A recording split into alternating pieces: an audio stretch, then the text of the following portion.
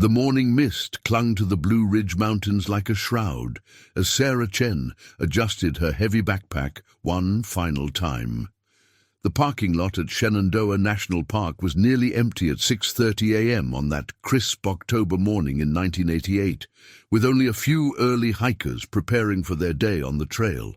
Beside her, Michael Rodriguez checked their map against the weathered trail markers, his breath forming small clouds in the cool Virginia air. "You sure about this section?" Michael asked, tracing their planned route with his finger. The ranger mentioned some of these trails can get pretty isolated once you get past Stony Man. Sarah smiled, the kind of confident grin that had first attracted Michael 3 years earlier when they met at Virginia Tech. "That's exactly why we're doing it. When's the next time we'll get 2 weeks completely off together?" She shouldered her pack with practiced ease. "Besides, we've been planning this since graduation. Our grand adventure before real life kicks in." Before I continue with their story, I'd love for you to subscribe to our channel if you haven't already. We bring you the most compelling true mystery stories every week. And please let us know in the comments where you're watching from. It's amazing to connect with viewers from around the world who share our fascination with these unsolved cases. Michael nodded, though something in his expression remained uncertain. At 24, he was methodical by nature, the kind of person who triple-checked equipment and always carried backup supplies. Sarah, 2 years younger, balanced his caution with an adventurous spirit that had led them on hiking trips across 3 states during their college years. They made a good team, friends often said, complementing each other's strengths and weaknesses. The Appalachian Trail stretched before them like a promise, the white blazes marking their path into the wilderness. Their plan was ambitious, but not unreasonable. 2 weeks hiking a 180-mile section from Shenandoah south through Virginia, camping at designated sites, and the occasional trail shelter. They'd done their research, filed their hiking plan with park services, and informed both sets of parents about their intended route.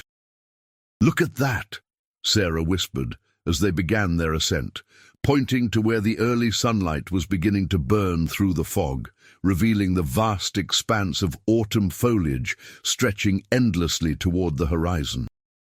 The trees were at their peak, brilliant oranges and deep reds mixed with the stubborn greens of pine and hemlock. "This is going to be incredible." Their first 3 days passed exactly as planned. They made good time on well-maintained trail sections, their conversations ranging from childhood memories to dreams about their future together. Michael had just accepted a position with an engineering firm in Richmond, while Sarah was considering graduate school in environmental science. The trail gave them space to talk through possibilities, to imagine the shape their life might take. On the evening of October 15th, they reached the shelter at Pass Mountain, where they shared dinner with an elderly couple from Pennsylvania and a solo hiker from North Carolina. The conversation was typical trail talk, comparing gear, sharing stories of wildlife encounters, discussing weather forecasts. The other hikers remembered Sarah and Michael as friendly and well-prepared, noting that they seemed genuinely happy to be out there together. They had good equipment, the Pennsylvania man, Robert Fleming, would later tell investigators. Nothing fancy, but solid gear. The young man knew what he was doing. You could tell he'd done his homework. And she was enthusiastic about everything, kept taking pictures, writing in this little notebook. The notebook Fleming mentioned was Sarah's trail journal, a small leather-bound book where she recorded daily observations, wildlife sightings, and personal reflections. It was a habit she'd developed during their previous hiking trips, creating a record of their adventures that she hoped to look back on years later. October 16th was their last confirmed sighting.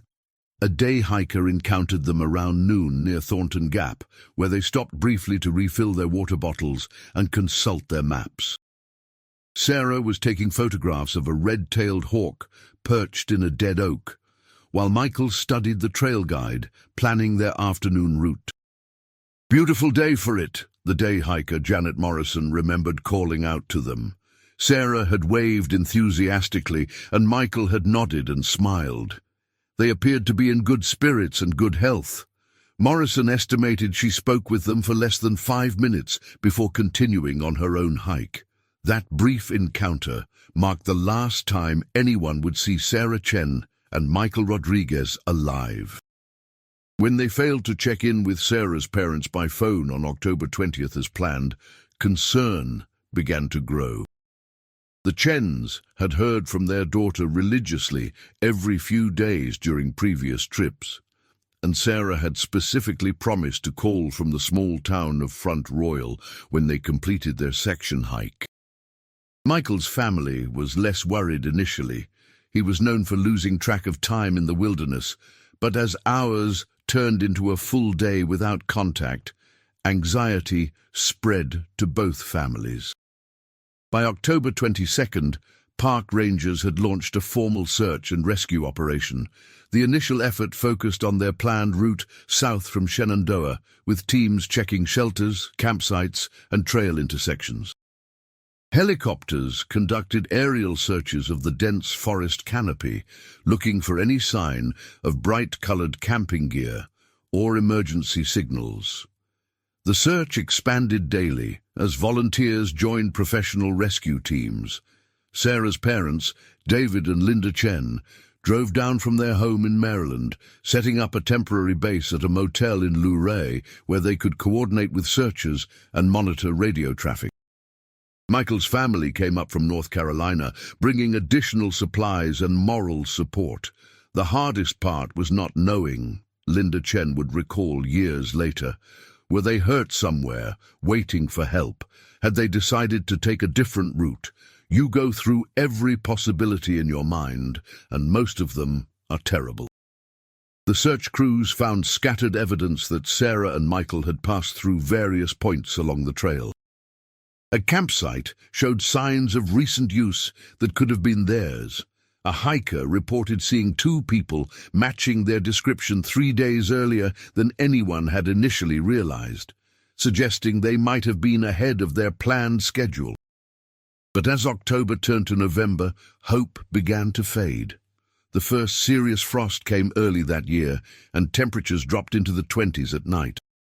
Even experienced hikers would struggle to survive extended exposure to such conditions without proper shelter.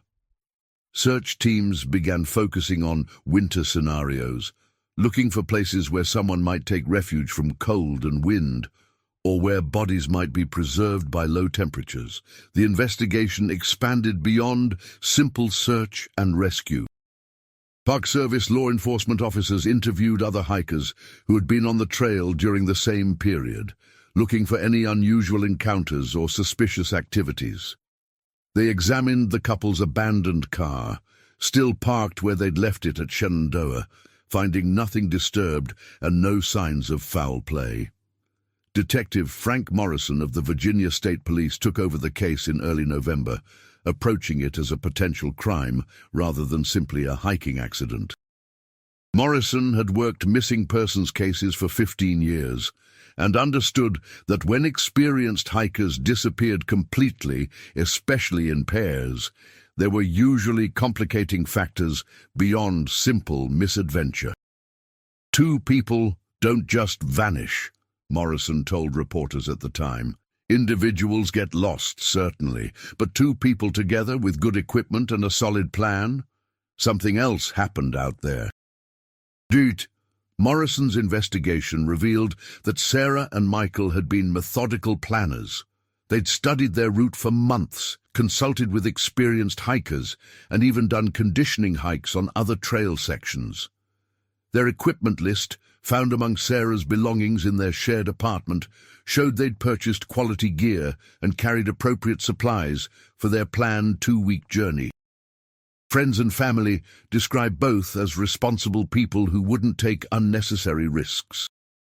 Michael's engineering background made him naturally cautious about safety margins and contingency planning. Sarah, despite her adventurous spirit, had never been reckless.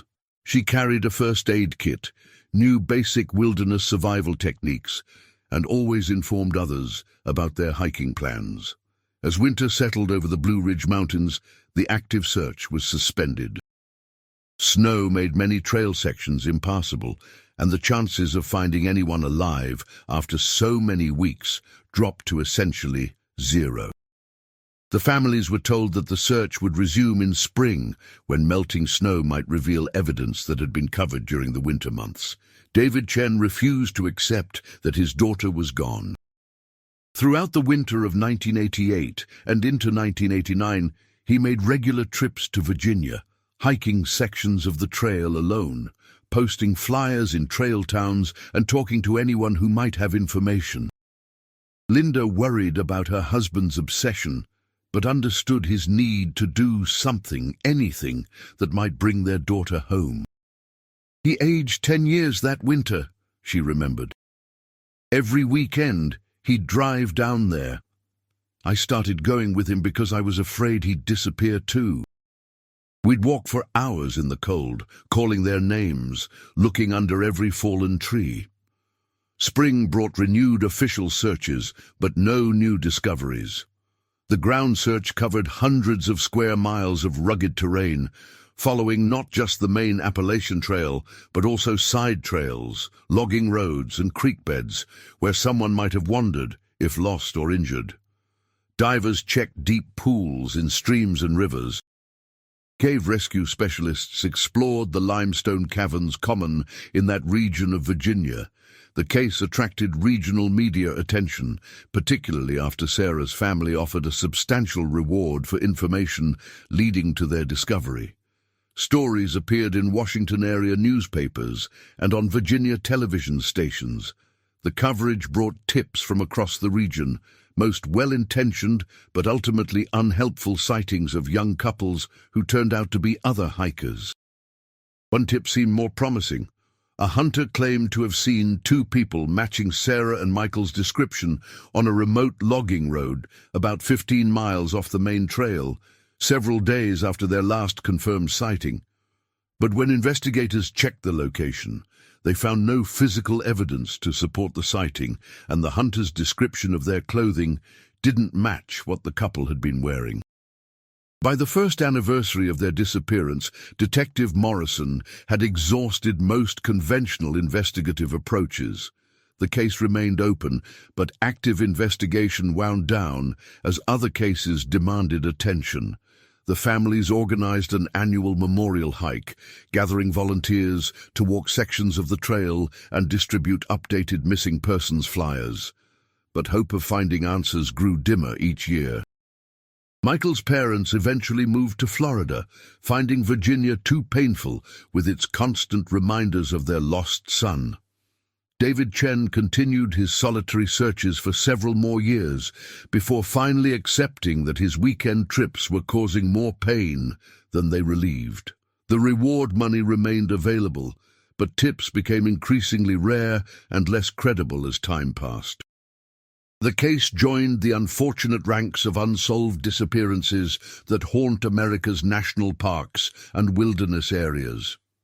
Park Service records showed that dozens of people vanish in remote areas each year, with many never found despite extensive searches. The vastness of the wilderness, combined with natural processes that quickly obscure evidence, makes such cases among the most challenging for investigators. Sarah and Michael became a cautionary tale shared among hiking communities, though their disappearance differed from typical patterns. Most missing hikers are solo travelers who venture off marked trails or underestimate dangerous conditions. Couples who disappear together are extremely rare, leading to ongoing speculation about what might have happened. Theories ranged from the mundane to the sinister. Perhaps they had encountered unexpected severe weather and sought shelter somewhere searchers hadn't looked.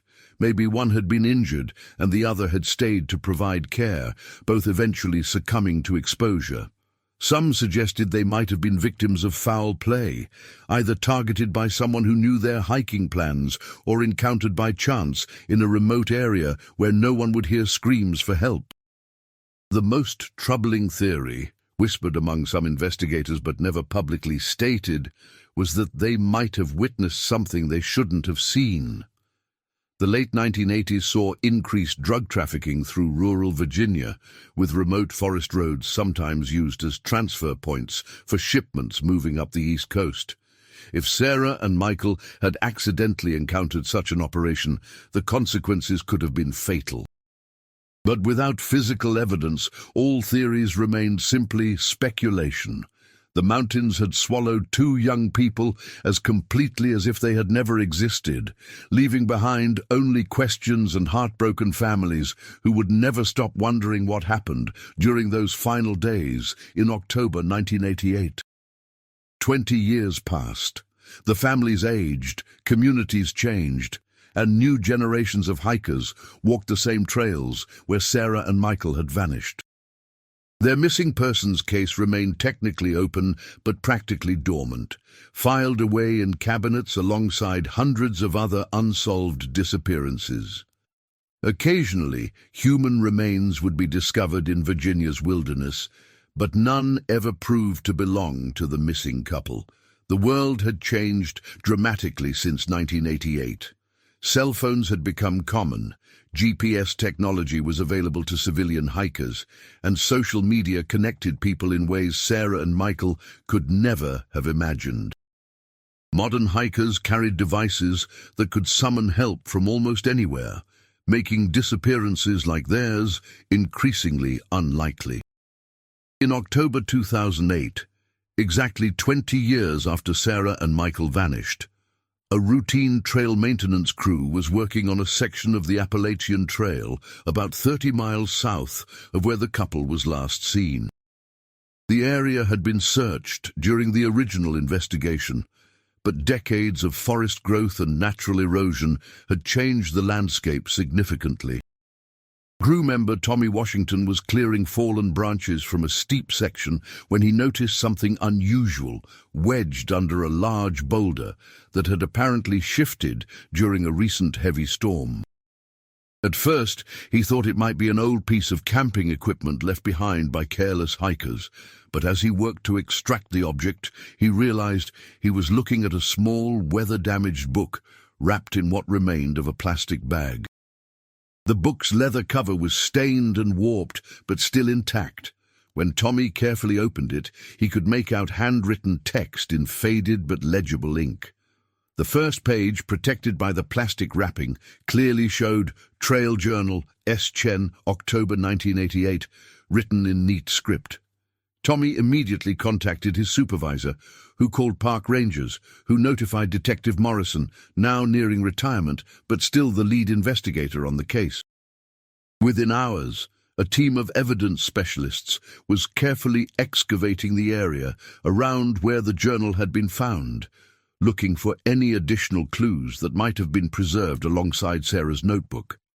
The journal's discovery sent shockwaves through both families and the hiking community. After 2 decades of silence, here was direct evidence from Sarah and Michael's final days, a potential window into what had happened during their last week on the trail. Detective Morrison handled the journal with the reverence due a piece of crucial evidence. The pages were photographed before being carefully separated and preserved by forensic specialists. While much of the text was illegible due to water damage and age, significant portions remained readable, particularly from the early entries that had been better protected by the plastic wrapping. The readable entries painted a picture of 2 young people enjoying their wilderness adventure exactly as their families would have expected. Sarah wrote enthusiastically about spectacular views, wildlife sightings, and conversations with fellow hikers. She mentioned Michael's careful attention to their route planning and his insistence on double-checking their supplies each morning. But as the entries progressed, subtle changes became apparent. Sarah's handwriting grew less neat, and her observations took on a different tone. She mentioned feeling watched during their 4th day on the trail, though she attributed the sensation to normal wilderness paranoia that many hikers experience in isolated areas. "M thinks I'm being silly," she wrote in one entry, "but I keep feeling like someone is following us. Probably just other hikers on the same route, but the feeling is persistent. We haven't actually seen anyone else for 2 days, which is unusual for this section." More concerning were entries describing changes to their planned route. Michael had apparently decided to take a less popular side trail, telling Sarah it would provide better views and fewer crowds. This deviation from their filed hiking plan explained why searchers had found so little evidence of their passage. They had been looking in the wrong areas. M wants to try the old logging trail that connects back to the main route about 10 miles south, Sarah wrote. "It's not on our official plan, but he says it's well marked and will give us a different perspective on the mountains. I'm excited about exploring somewhere new, though I wish we had told someone about the change." The most significant entry was dated October 17th, 1 day after their last confirmed sighting. "Something is definitely wrong. We're not alone out here, and whoever is following us doesn't want to be seen. M found footprints this morning that followed our exact route from yesterday. When we stopped for lunch, I saw someone watching us from about 200 yards away, but when I pointed it out to M, the person disappeared into the trees. We're going to leave the main trail system entirely and try to work our way back to civilization through the logging roads." This entry explained why all searches along the official trail system had failed. Sarah and Michael had deliberately left the Appalachian Trail, trying to evade someone they perceived as a threat. But in doing so, they had entered a vast wilderness area where even experienced searchers would have difficulty finding traces of their passage. The final legible entry was heartbreaking in its simple desperation. Day 6. We're lost. The logging roads don't match our maps, and I think some of them have been closed or rerouted since our guidebook was printed. M is trying not to show how worried he is, but I can tell. We've been walking in circles for 2 days. Haven't seen our followers since yesterday, but that doesn't feel like good news anymore. Going to try heading directly east toward the main road. If anyone finds this, we went east from the big boulder, with the split oak growing through it. Below this entry, the writing became illegible, damaged by years of exposure despite the plastic protection. Evidence specialists worked for weeks trying to recover additional text, but the remaining pages revealed only fragments, a few words here and there that provided no additional useful information. The discovery of Sarah's journal reopened the investigation with renewed focus and resources. Detective Morrison, energized by the first real breakthrough in 20 years, organized a massive search of the area where the journal had been found. The big boulder with the split oak, mentioned in the final entry, was located about 2 miles from where the notebook had been discovered, and search teams combed every square foot of terrain in that vicinity.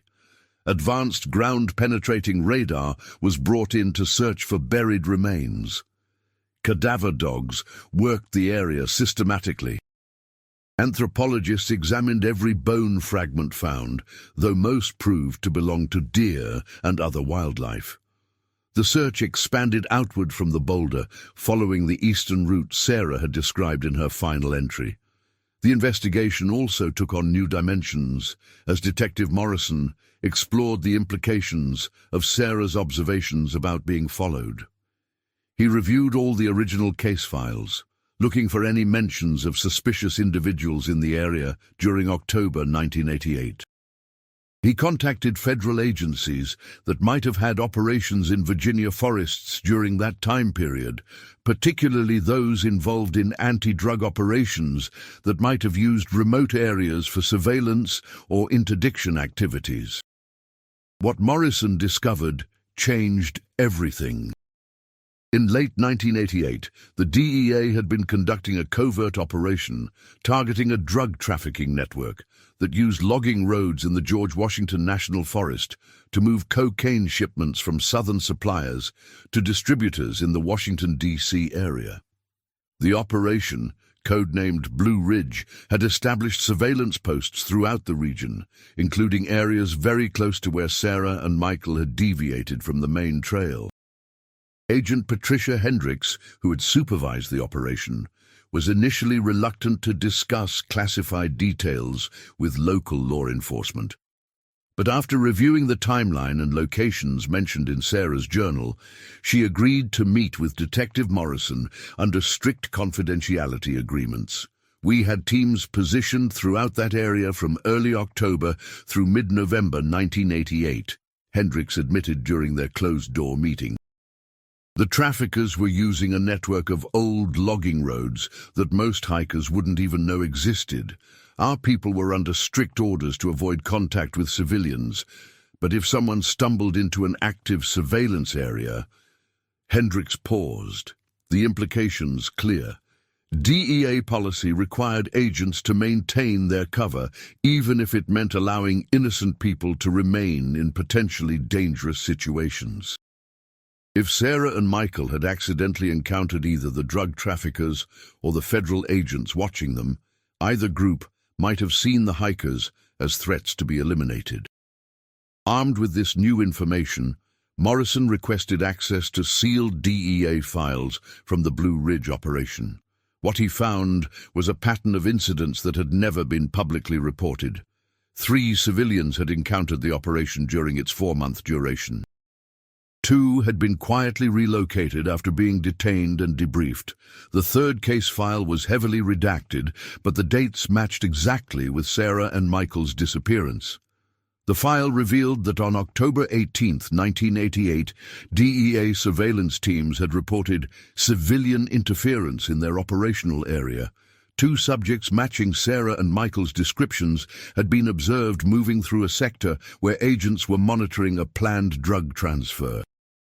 The last entry in the file, dated October 19th, simply stated, "Situation resolved, no further civilian contact anticipated."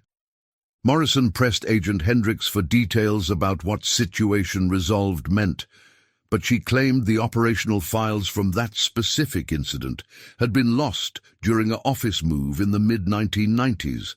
However, she did provide Morrison with the name of the field agent who had been in charge of that sector, Thomas Brennan, now retired and living in West Virginia.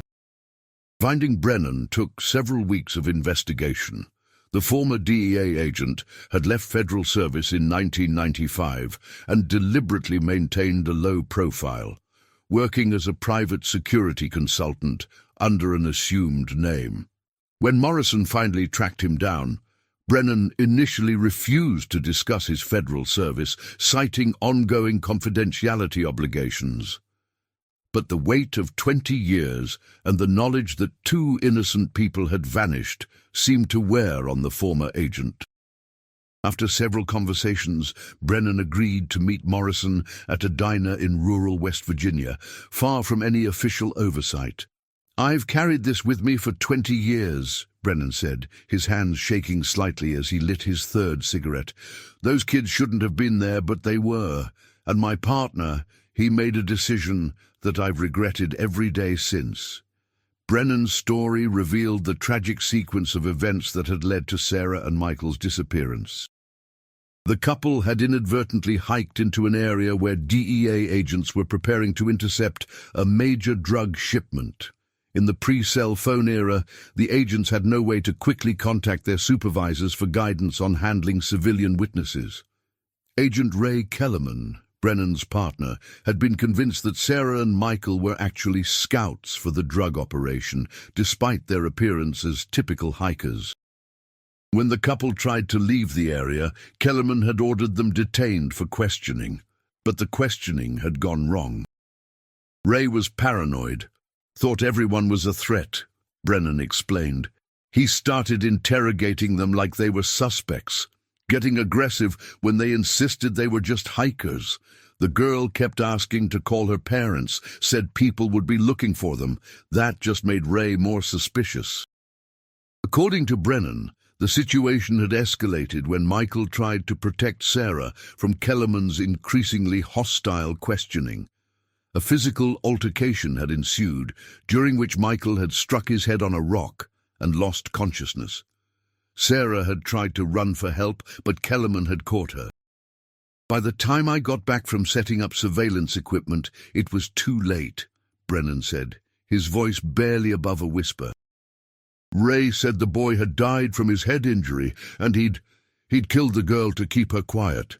Said it was self-defense when she attacked him, but I knew better. Ray was always too quick to use force. Kellerman had convinced Brennan that reporting the incident would destroy both their careers and compromise an operation that had taken months to set up. They had buried both bodies in a remote location and filed reports claiming no civilian contact had occurred. When the official search began days later, both agents had volunteered to help, secretly ensuring that search teams were directed away from the actual burial site. I should have reported it immediately, Brennan said, tears in his eyes. But I was a coward. I convinced myself that those kids' deaths couldn't bring back their lives, and destroying my career wouldn't help their families. So I kept quiet and let them suffer for 20 years, never knowing what happened. Brennan agreed to lead Morrison to the burial site, located about 5 miles from where Sarah's journal had been found. The location was in a small clearing near an abandoned logging road, marked by a distinctive rock formation that Kellerman had chosen because it would be easy for them to relocate if necessary. The excavation took place in November 2008, with forensic anthropologists carefully unearthing remains that had been buried for 2 decades. Despite the passage of time, enough skeletal and dental evidence remained to positively identify both Sarah Chen and Michael Rodriguez. Their backpacks and personal belongings, buried alongside their bodies, had been preserved by the dry soil conditions. Agent Ray Kellerman had died in 1999, never facing justice for his crimes. But Brennan's confession and testimony allowed prosecutors to file charges against him for accessory after the fact and obstruction of justice. At age 63, he pled guilty and received a 5-year prison sentence, though he served only 2 years due to his cooperation and health issues. The revelation that Sarah and Michael had been murdered by a federal agent, then buried in an unmarked grave while their families searched desperately for answers, sparked national outrage. Congressional hearings examined DEA policies regarding civilian encounters during covert operations. New protocols were established requiring immediate reporting of any civilian contact, regardless of operational security concerns. For the Chen and Rodriguez families, the discovery brought a mixture of relief and renewed grief. After 20 years of not knowing, they finally had answers, but the answers revealed a betrayal by the very government agencies that should have protected their children. We always wondered if they suffered, if they were cold or scared at the end, Linda Chen said at a press conference following Brennan's conviction. Learning that they were murdered, that someone we trusted to serve and protect took their lives and then helped cover it up. It's almost worse than not knowing. David Chen had aged considerably during the 20-year search for his daughter, but he found some peace in finally being able to lay Sarah to rest properly. The family held a memorial service at the same Virginia church, where they had gathered search volunteers during those first desperate weeks in 1988. Michael's parents, now in their 70s, had moved back to North Carolina after learning of their son's fate. They established a foundation in Michael's name to provide safety equipment and training for young hikers, hoping to prevent future tragedies in America's wilderness areas. Sarah's journal, the key piece of evidence that had finally broken the case open, was returned to her family after serving as evidence in Brennan's trial. Linda Chen kept it in a place of honor in their home, a final connection to her daughter's voice, and a testament to Sarah's careful documentation that had ultimately revealed the truth. The case led to significant changes in how missing persons investigations are conducted in wilderness areas. The National Park Service established new protocols for sharing information with federal law enforcement agencies, ensuring that future operations wouldn't interfere with search and rescue efforts. GPS tracking systems became standard equipment for serious hikers, making disappearances like Sarah and Michael's far less likely. Detective Morrison retired shortly after the case was resolved, ending a 30-year career with the satisfaction of finally bringing closure to the families who had waited so long for answers. He kept a photo of Sarah and Michael on his desk throughout his final months of service, a reminder of the young couple whose lives had been cut short by a corrupt agent's paranoia and violence. The Appalachian Trail, where Sarah and Michael had planned to spend 2 weeks celebrating their future together, now bears a small memorial plaque near the section where they were last seen alive.